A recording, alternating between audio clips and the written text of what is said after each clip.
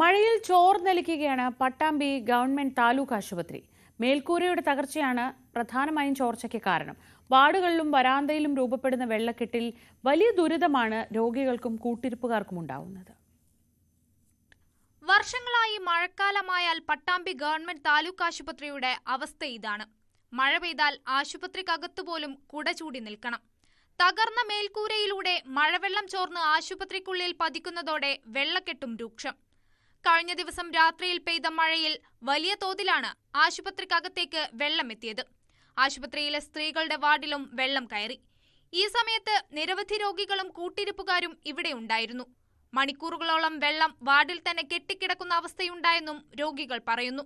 ആശുപത്രി മേൽക്കൂരയുടെ ഷീറ്റുകൾ തകർന്നതാണ് ചോർച്ചയ്ക്ക് കാരണം. വർഷങ്ങളായി ഈ ദുരിതം അനുഭവിക്കാൻ തുടങ്ങിയിട്ടെന്നും അധികൃതരുടെ ഭാഗത്തു നിന്നും നടപടി ഉണ്ടാകുന്നില്ലെന്നും ആക്ഷേപമുണ്ട്. ധാരാളം പേഷ്യൻസ് വരുന്ന ഈ ആശുപത്രിയിലെ സ്ഥിതിയാണിത്. കാഷ്വാലിറ്റിക്ക് വരുന്ന പേഷ്യന്റിന്റെ ബൈസ്റ്റാൻഡറോ വഴിക്ക് വീണ് അവിടെ അഡ്മിറ്റ് ചെയ്യേണ്ടതായിട്ടുള്ള അവസ്ഥ നമുക്ക് കാണാൻ വേണ്ടി സാധിക്കും. എന്നാൽ ഈ കാര്യം ഞങ്ങൾ പലതവണ മുനിസിപ്പാലിറ്റി കൗൺസിലർമാരോടും അതുപോലെ തന്നെ ഇവിടുത്തെ ജനപ്രതിനിധികളോടും അധികാരിമാരോടും ഒക്കെ പറഞ്ഞിട്ടുണ്ട്.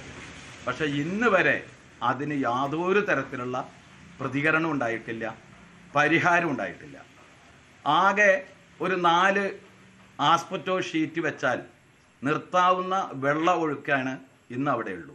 മഴ പെയ്ത് ചോർച്ചയുണ്ടായാൽ രോഗികളും ജീവനക്കാരും വെള്ളത്തിലൂടെ വേണം സഞ്ചരിക്കാൻ. മഴക്കാല രോഗങ്ങളിൽ നിന്നും മറ്റും മുക്തി നേടാൻ ആശ്രയിക്കുന്ന ആശുപത്രിയിലെ ഈ ദുരവസ്ഥയിൽ ഏറെ ആശങ്കയിലാണ് രോഗികൾ.